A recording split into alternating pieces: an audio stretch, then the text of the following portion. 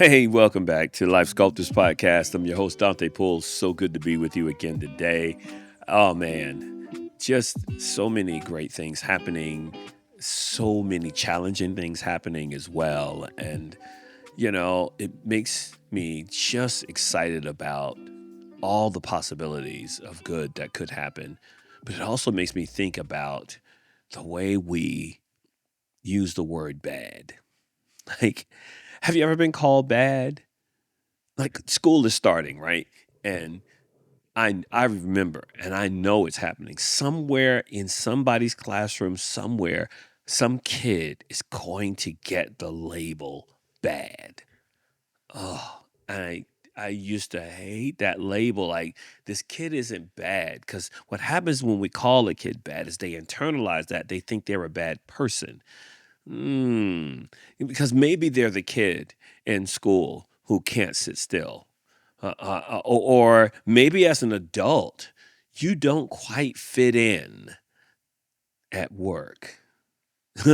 or maybe you're just the kind of person who colors outside the lines, or you're part of a family, and there are moments when somebody's going to roll their eyes and say, "There you go again." See, we throw the word bad around a lot, and most of the time, what bad really means is it makes me uncomfortable. See, it means that behavior that a behavior didn't match an expectation. Yeah, it didn't keep the peace, or it pushes up against the status quo. Good gosh. And let's be honest, the world is full of differences in opinions and differences in people's thinking and ways of believing and expectations, like people who color outside the lines, the ones who don't follow the script, right? The ones who frustrate us because they just won't go along. But there's a question. There's a question. Like, who gets to decide what's good and what's bad? Uh-oh.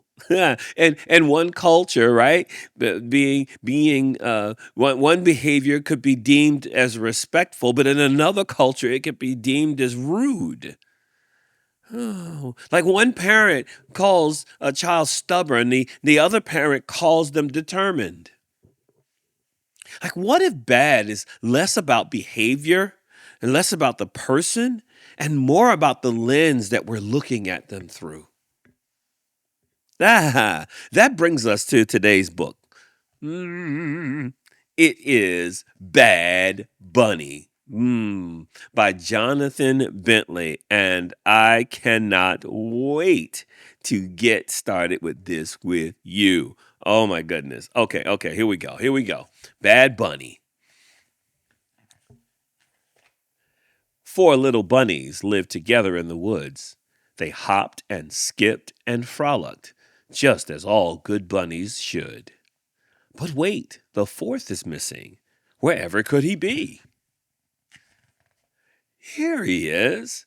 The other one they call Bad Bunny. Oh, he likes spicy sauce on everything from donuts to ice cream. Then he sneaks it on the vegetables to make the others scream. These bunnies keep so nice and clean, so soft and very fluffy. Bad Bunny likes to bathe in slime. He's stinky and he's scruffy. Good bunnies like to dance and prance and smell the scents of roses. Bad Bunny likes to stomp around and toot right up their noses. Danger came into the wood one fine sunny day. The bunnies fled when they all saw Sly Fox had come to play. He chased them round and round as he drooled and chomped and snapped. He spied Bad Bunny and he thought, what a tasty bunny snack. Bad Bunny saw him coming. As a plan formed in his head, he stood up tall and brave. Then he cleared his voice and said, before you eat my friends and I in one big foxy bite, would you like to try a donut? It's a sugary delight. Why, thank you, said the hungry fox. I'll make it my first course. He swallowed it down whole, not expecting spicy sauce. Fox is breathing fire right now, y'all. Sly Fox turned fiery red, then he scampered far away. Though Bad Bunny was very naughty, he had saved the day. All the other bunnies cheered. He saved us from that brute. Bad Bunny smiled, and then he made a very special toot. The end. Y'all, for those of you who don't know that word toot, that's flatulence, passing gas. He's just, oh man. Oh, guys, you heard it, right? You heard it. Bad. Bunny gets labeled bad pretty quickly, right? But here's the thing. The story doesn't tell us why Bunny does what he does. And that's the point, isn't it? That we rush into labeling behavior as bad, and we often fall far short of just asking the simple question, what is the behavior trying to tell us? And that's where I want to start today. Like, the truth is this: the child psychologists and educators and even workplace researchers have all come to this conclusion, or this common conclusion, should I say, that behavior is communication. Behavior is telling us something. It's communicating something to us, like the tantrum and the slammed door and the kid who won't stop questioning, like the adult who checks out in the meeting, like those behaviors are speaking to us. Oh, the challenge is, are we listening, or are we just trying to get them to do what we want them to do? Listening to behavior doesn't mean we excuse it. So we're not saying that there's something appropriate about the behavior, right? That's not what we're saying. That's not what I'm saying at all. But what I'm wondering though is, why don't we get curious before we get critical? Yeah, see, like what's underneath this is really a better question. Let me walk you through a few examples here that I have. Let me walk you through a few examples. Let's see here. Here's my first one. Here's my first one. Like, a child is having a meltdown. That kid is having the meltdown in the grocery.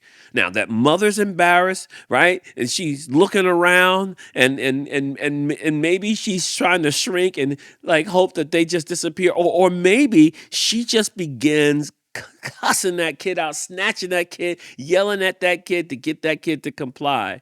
But instead of only seeing that kid's behavior as bad, maybe we ought to pause and ask, is the kid overwhelmed, tired, hungry?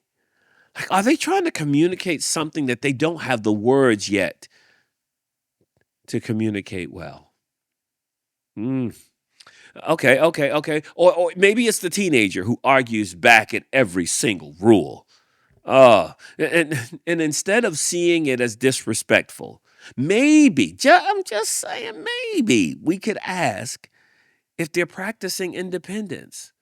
Like, I heard something recently that says that you don't believe something until you doubt it. Oh, no, maybe this teenager is putting to the test what we have told them they should believe. Oh, that's hard for us. That's hard for us. It's hard for us. They're really trying to test whether or not their words have any weight. Like what I think and what I say, does it really matter in this world? Ooh. Ooh, I know I'm rubbing up against some stuff right now. I know I'm pushing, but I need us to be thinking. Maybe it's the coworker, right? That resist every new idea at the staff meeting. Like, good God, could you just stop? And maybe instead of calling them negative, we ask, what are they protecting? Ooh. See, when we're resistant to change, when we're resistant to new ideas, it's because we're trying to protect something. Is there deeper value? Or is there a hurt from their past that has surfaced and is shaping the way they're responding? Hmm. And here's a harder, much deeper layer. Who gets to decide whose behavior is worth listening to? Like too often, it's the powerful who get heard. It's and then the ones on the on the margin or the marginalized, they just get dismissed. Like if you don't fit in, you get dismissed. Hmm. But when only certain voices get heard, like when only certain people's voice and opinions and ideas count, we miss wisdom. We miss wisdom. We miss wisdom. And so it just okay.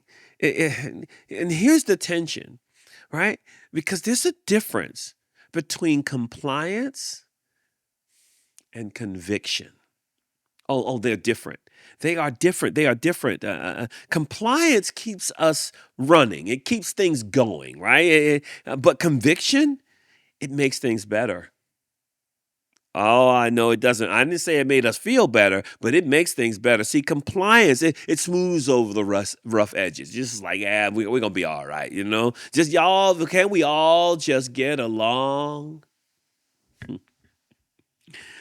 But what compliance also does is it silences the very voices that could lead to change.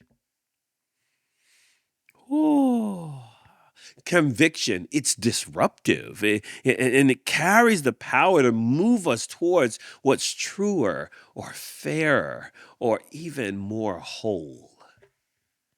We need conviction. I mean, think about the bad bunnies of history, like the reformers, the activists, the visionaries. They all looked disruptive in their time, but without them, nothing shifts in our world. We need bad bunnies. We do. Oh man. And so why then do some behaviors move from being bad to becoming acceptable? Because that's the other thing that we see happening, right? That sometimes we see someone in one stage, that behavior looks bad, and then we see them in another phase of their life, another part of their journey, and that same behavior now has become acceptable. Like what? What happened? That we might even celebrate that behavior now. I want to give you a few reasons. I got a few here that I've listed. Here's the first one. That it's skill development, right? And we've talked about a skill that is something that can be taught, learned, and should be practiced, right? But a skill, right? That same stubbornness that caused that 10-year-old to be trouble becomes persistence at age 30. Oh, see, yeah, see, that stubbornness has become a skill that they have transformed and developed so that it's become useful to them and useful to the world around them. Or maybe, right? Maybe it's a context change. Like what's bad in one environment is brilliant in another environment.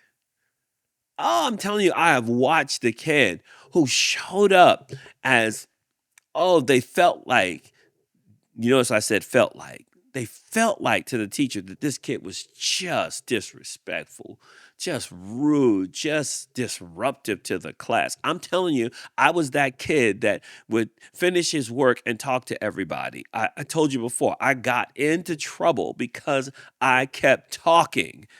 But now we're in a different context, right?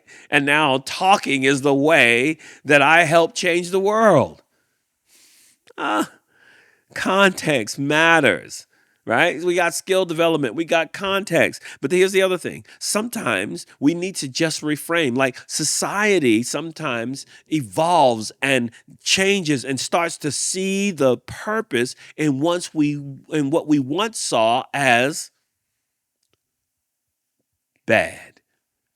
Something we may have rejected in one time becomes acceptable in another time, not because the person has changed, but because the world has changed. There's a need for that thing, the way that person is showing up. There's a need for it. Maybe, just maybe, what we have deemed bad has greater purpose than we understand in the moment. Maybe it's something that's underdeveloped. Maybe it's out of context right now. Maybe it just needs to be reframed. But here's the other thing that happens. Sometimes what happens is there's an adaptation.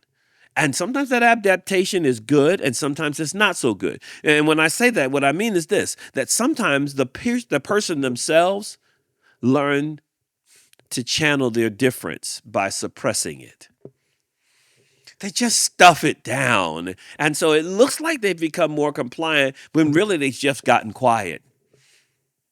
And I'm not saying that that's necessarily good. I don't know. But here's the other adaptation that could happen. Sometimes they adapt by maturing the behavior. Maturing it. When we watch someone grow up, when we watch them mature, it means that they determine that I'm going to show up in a way that's useful to my community. I'm going to find my place in the world and do something that is good on behalf of the world. I'm telling you, sometimes the people who are the greatest advocates, the greatest ones that challenge injustice and cause us to really think through, and they're the ones standing up protesting about what needs to be different. Those same people were kids or children that may have been labeled bad. But they've adapted, they've matured, and so they've found a place. And so I want to tell you that bad isn't wasted. Maybe what we've called bad is just waiting for its place to land in the world.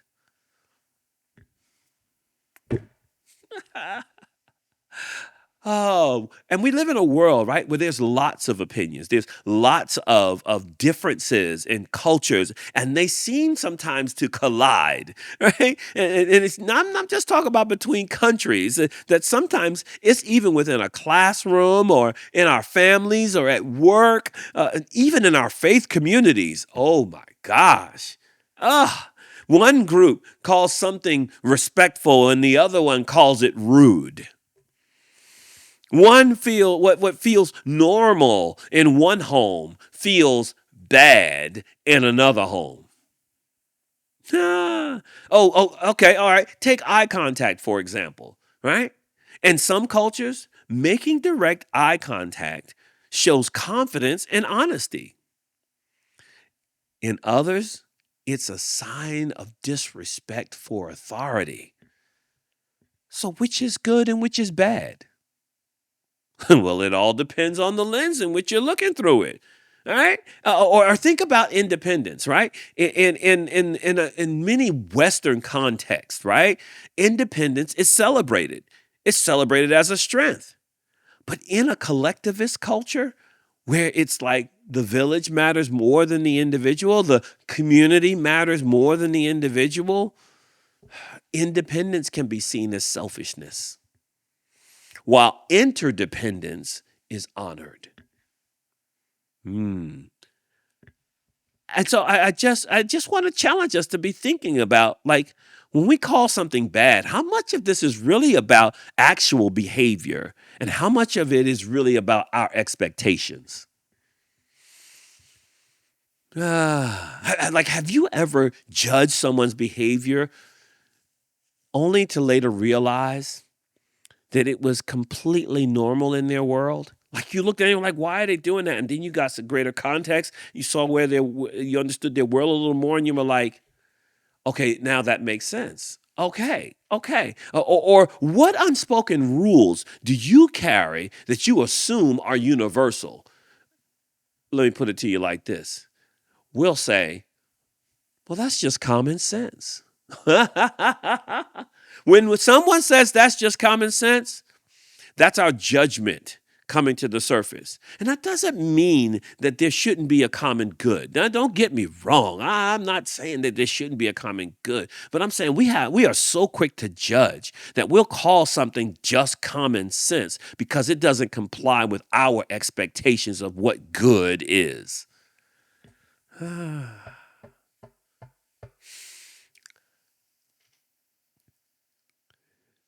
How might your perspective about bad shift if you just pause to ask, what does this mean in their culture? Like, instead of asking, why aren't they acting like me? And when we learn to hold our expectations loosely, we create room for difference, rather, not distance, but room for difference. And this is not just this tolerance. It's about discovery.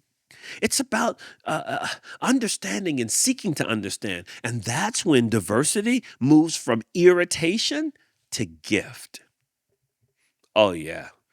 Oh, yeah. I know that there's some conversation and some positions and some politics around this issue of diversity and difference. And I'm just telling you that we need to hold our expectations loosely so that we make room so we can understand. See, we're so quick to judge based on what we think things ought to be that we misunderstand a lot. So here's where it all comes together, right? Behavior is communication. We've already decided that, right? We've already had that part. And bad is often about our comfort more than it is about someone's character. And compliance may keep things running, but conviction moves us forward.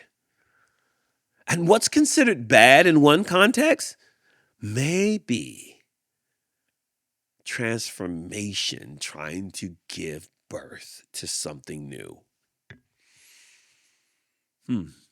Okay, so here's your practice for the week, okay? Here's your practice for the week. The next time you encounter bad behavior, whether it's in your child, it's in your partner, your spouse, your significant other, maybe it's in your coworker, maybe it's in yourself. Pause. Just pause and ask this. What is this behavior trying to tell me? Oh, yeah. And then I want you to take it one step further and ask this. Am I demanding compliance or am I open to conviction? That part. Because maybe the bad that you're looking at is an opportunity for transformation to enter into that season of your life. Oh, Bad Bunny. Oh, thank you, Jonathan Bentley. Thank you. Hey, listen, if this is helping you, you know what to do, right?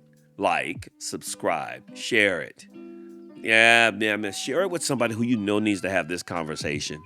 And remember this, right? You are exactly enough. Bad Bunny and all. Hey, until next time, have a great one, y'all.